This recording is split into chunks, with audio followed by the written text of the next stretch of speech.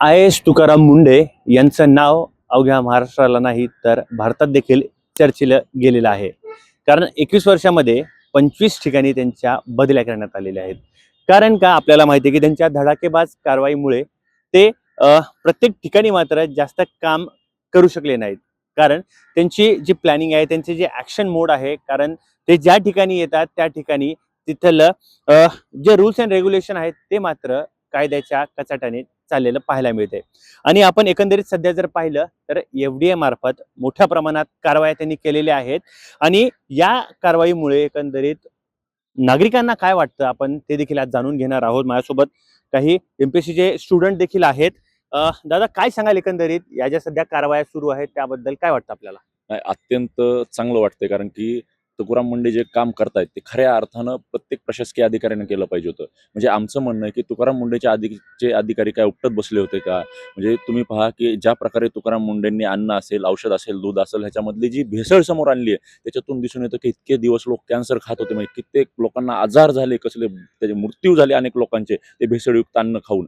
माझं तर म्हणणं आहे ते आधीच्या अधिकाऱ्यांवर सदोष मनुष्यवधाचे गुन्हे दाखल करा की त्यांच्यामुळे अनेकांचे जीव गेलेत. म्हणजे म्हणजे तुकारामच का, एक तुकाराम मुंडे का, असे हजारो तुकाराम मुंडे का तयार होत नाहीत? ह्या आधीच्या अधिकाऱ्यांच्या प्रॉपर्टीची चौकशी करा. हे कुणाकुणाकडनं हप्ते घेत होते, हा माफिया कोणता माफिया हे चालवत होते. मग तुम्ही पाहू शकता की म्हणजे मागच्या काही दिवसापूर्वी आम्ही पाहिलं की त्या जे हे रेड मारणारे अधिकारी आहेत त्यांच्यावर सुद्धा ह्या माफियानं हल्ला करण्याचा प्रयत्न केला. म्हणजे किती मोठा हा माफिया आहे की जो डायरेक्ट म्हणतो की गोळ्या घाला या अधिकाऱ्यांना. आणि तुकाराम मुंडे जी कारवाई करतायत त्याच्यामधनं सर्वसामान्य जी जनता आहे की त्यांच्या आरोग्यावर हे परिणाम करणारे घटक होते, अन्न औषध असेल किंवा हे सगळं भेसळ असेल. त्याच्यामुळे सर्वसामान्य जनतेचा तुकाराम मुंडेंना पाठिंबा आहे. आणि तुकाराम मुंडेंची जर बदली झाली तर मला वाटतं संपूर्ण महाराष्ट्र, संपूर्ण तरुण असेल, नागरिक असेल, रस्त्यावर उतरतील. बरं, आपण जर पाहिलेलं आहे की एवढ्याच्या ज्या कारवाया आहेत त्या फक्त सणवार असेल, दिवाळी असेल, दसरा असेल त्यावेळेस आपल्याला फक्त वर्षातून जेमतेम आपल्याला काही कारवाया फक्त दिसलेल्या आहेत. मात्र तुकाराम मुंडे सध्या रुजू झाल्यापासून 100हून अधिक कारवाया झालेल्या आहेत. आधी कारवाया व्हायच्या ना त्या ठरून व्हायच्या, कारण की सण असेल, उत्सव असेल, त्या काळामध्ये मोठ्या प्रमाणावर अन्न पदार्थांची मागणी असायची. मग ती कुठेतरी वसुली करण्यासाठी त्या कारवाया व्हायच्या. पण तुकाराम मुंडेंनी पूर्ण रॅकेटच उद्ध्वस्त केला. आता तुम्ही पहा, दुधामध्ये एवढ्या मोठ्या प्रमाणात भेसळ होते की त्याच्यामुळे शेतकऱ्याच्या दुधाला भाव मिळत नाही.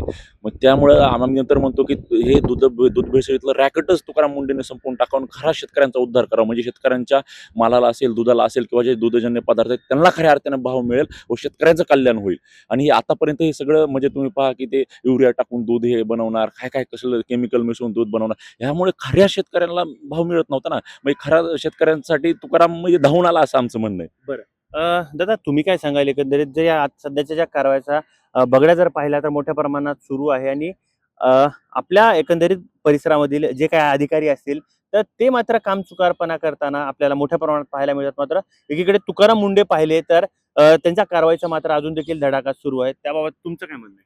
सर, नक्कीच त्यांनी जे कारवाया सुरू केल्या त्या अत्यंत म्हणजे अभिमानास्पद आहेत आमच्यासाठी, म्हणजे तरुण पिढीसाठी. तर तुम्ही बघा सर, आता की ह्याच्या अगोदरचे जे अधिकारी होते ते पण IAS होते, असं नाही की ते आता त्यांनी आल्यापासून जेवढ्या का कारवाया झाल्या. आज मार्केटमधून तुमच्या हॉटेलमधून पनीर नाही गायब आहे, परत आपला खवा नाही आहे मार्केटमध्ये. त्यांच्या त्या कारवाईमुळे सर खूप म्हणजे खूप प्रमाणामध्ये या सिस्टमचा पूर्ण बिमोड झालेला आहे. जी सिस्टम होती जी की साक्षात लोकांना म्हणजे तुम्ही कॅन्सर देता हातामध्ये. हे पनीरमध्ये किती भेसळ आहे, दुधामध्ये किती आहेत. सर, ह्या भेसळीमुळं शेतकऱ्याला जे दुधाचं प्रमाण आहे त्याला भावच नव्हता. आता असं जर सुरू झालं तर आमच्या शेतकऱ्याचा दुधाचा भाव पण एक 100 रुपये लिटर प्रमाणे पण होऊ शकतो. बरं, प्रत्येक तुम्हाला काय वाटतं की जे आता जे अधिकारी आहेत की त्यांनी तुकाराम मुंडे सारखं काम केल्याच्या नंतर आपल्या महाराष्ट्रामध्ये भ्रष्टाचार हा कधी राहील असं वाटतं तुम्हाला? नक्कीच सर, आज मी तर म्हणतो की प्रत्येक डिपार्टमेंटमध्ये एक तुकाराम मुंडे पाहिजेच.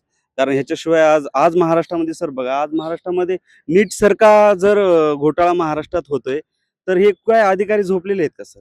त्याच्यामुळे माझं म्हणणं आहे की प्रत्येक डिपार्टमेंटला एक तुकाराम मुंडे होणं गरजेचंच आहे. पण असं तर वाटत नाही सध्या या गोष्टीहून की प्रत्येक डिपार्टमेंटला एक तुकाराम मुंडे, कारण सिस्टमच अशी आहे की सर आता यांच्या विरोधामध्ये पण सुरू करतील, ते अगेन्स्टमध्ये यांची एक लॉबी तयार होईल आणि यांना काढण्यासाठी प्रयत्न करतील. पण आज असं झालं की आज तरुण शेतकरी प्रत्येक महाराष्ट्राचा नागरिक जर त्यांनी त्यांच्या विरोधात जर तुकाराम मुंडेंना जर बदली केली तर आज आम्ही सर्वजण रस्त्यावर उतरू. दादा, आपण पाहिलं तर त्या तुकाराम मुंडेच्या ज्या कारवाया आहेत याच्यावरती त्यांना थेट धमकी देखील आलेली आहे. मात्र त्यांनी याला उत्तर असं दिलेलं आहे की ज्यांनी मला धमकी दिली त्यांनी माझा बायोडेटा एकदा पहा, 21 वर्षात 25 ठिकाणी बदल्या झालेल्या आहेत असं देखील त्यांनी सांगितलेलं आहे. काय वाटतं त्याबाबत? आपण जर बघितलं तर तुकाराम मुंडे ज्यांनी आजपर्यंत 21 वर्षात 25 त्यांच्या बदल्या झालेल्या आहेत. त्यांनी म्हणजे आपण असं म्हणू शकतो की व्यवस्थेपुढे न झुकता व्यवस्थेला नियमांपुढे झुकवणारा अधिकारी म्हणजे तुकाराम मुंडे साहेब. त्याचं उदाहरण या देशातील प्रत्येक अधिकाऱ्याने घेतलं पाहिजे. मोस्टली जर बघितलं तर अधिकारी हे सर्वसामान्य माणसातले घरातलेच असतात. त्यांनी ह्या गोष्टी बघून सर्वसामान्य माणसाला लुबाडायचं कमी करावं एवढंच. दादा आपण पाहिलं तर आपण काही वेळा काही विद्यार्थी असतात जे आपलं गाव सोडून बाहेर ठिकाणी राहतात, मात्र त्या ठिकाणी देखील अन्नामध्ये भेसळ ही मोठ्या प्रमाणात आजकाल बाहेर येते. याकडे तुम्ही कसं पाहता आणि तुकाराम मुंडेची ही जी कारवाई सुरू आहे याबाबत तुमचं काय मत आहे? खरं सांगायला गेलं तर आज प्रत्येक अन्नाचा घास घेणारा प्रत्येक इथला जनतेचा नागरिक हा तुकाराम मुंढेंप्रती ऋणी असेल. आत्तापर्यंत एवढी धडक कारवाई कुणीही केलेली नाही. जनतेच्या अन्नाच्या ताटामध्ये भेसळ विरहित अन्न यावं यासाठी त्यांनी आखलेली ही मोहीम प्रत्येक घरातल्या नागरिकाला सुखावणारी आहे. आत्तापर्यंत आपल्या कडक शिस्तीच्या प्रशासनाच्या नियमांच्या बाबतीत काटेकोरपणे असणारा माणूस आज अन्न म्हणजे आज मी जे गोष्ट खातोय पनीर, सर्वात जास्त विद्यार्थी बाहेरून येणारे विद्यार्थी इथे राहत आहेत, नोकरीसाठी शिक्षणासाठी आलेले आहेत. त्यांच्या ताटात चांगलं अन्न जावं ह्यासाठी त्यांनी जी मोहीम आखली त्याच्यासाठी प्रत्येक नागरिक इथला ऋणी आहे त्यांच्याप्रती. आणि त्यांच्या ज्या 25 बदल्या झालेल्या आहेत ह्या बदल्या दाखवतात की त्यांनी किती प्रामाणिकपणे काम केलेलं आहे. आणि ह्या प्रामाणिकपणे काम करणाऱ्याच्या पाठीशी संपूर्ण जनता असेल हे नक्कीच याच्यातून त्यांचे जे अधिकारी आहेत त्यांच्यावर देखील दगडफेक होतीये, त्यांना देखील धमक्या देखील येत आहेत. खरं म्हणजे हे व्यवस्थेनेच पोचलेली बांडगुळ आहे की आज हे अधिकाऱ्यांवरती दगडफेक मारतायत, उद्या कायदा सुव्यवस्था प्रशासन हातात घेतात. ह्या भेसळखोरांच्या विरोधात जी कारवाई चाललेली आहे ही अखंड अशीच चालू राहिली पाहिजे. इतक्या दिवस ह्यांच्या हप्त्यांवरती जागणारी जी व्यवस्था होती ती बंद पडते, त्यामुळं हा मुजोरपणा त्यांच्यामध्ये येतोय. बाकीचे जे अधिकारी आहेत त्यांना तुम्ही काय एक आव्हान कराल? माझं तर ह्या सर्व प्रशासकीय अधिकाऱ्यांना आव्हान आहे की जे तुकाराम मुंडेंसारखे सरांसारखे जे काम करतायत अशा लोकांच्या पाठीशी उभा राहा. हा इतिहास लिहिला जाणार आहे, कारण की हजारो कोटींचा मुद्देमाल हा फक्त काही महिन्यांमध्येच जप्त केला जातोय. ही सामाजिक भावना आणि जाणीव जर तुम्ही विसरलात तर नक्कीच इथला समाज, इथली लोक, इथली येणारी पिढी, इथलं भविष्य तुम्हाला दोषी दिल्याशिवाय राहणार नाही. कारण की तुमच्या याच्यामध्ये तुमच्या हातात असून तुम्ही त्यांना पाठिंबा दिला नाही. दादा तुम्हाला एक छोटा प्रश्न घेतो. दादा काय सांगाल एकंदरीत आता ही जी सध्याची जी कारवाई सुरू आहे याच्यावरती मात्र प्रशासनाने देखील कशा प्रकारे दखल त्यांची घेतली पाहिजे किंवा येणाऱ्या ज्या धमक्या आहेत यांना देखील कसं प्रत्युत्तर मुंडेंकडून सरकारने दिलं पाहिजे? आपण जर बघितलं तर आपण आजपर्यंत सिंगम हा पिक्चर बघितला होता, पण आपण जर याचं जिवंत उदाहरण बघितलं तर रिअल सिंगम म्हणजे तुकाराम मुंडे साहेब.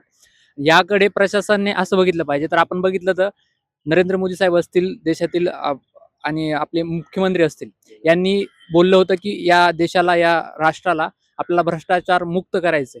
सो त्या वाक्याचा आदर म्हणून तुकाराम मुंडे साहेबांसमोर यांनी खंबीरपणे उभं राहण्याचं या ठिकाणी काम केलं पाहिजे.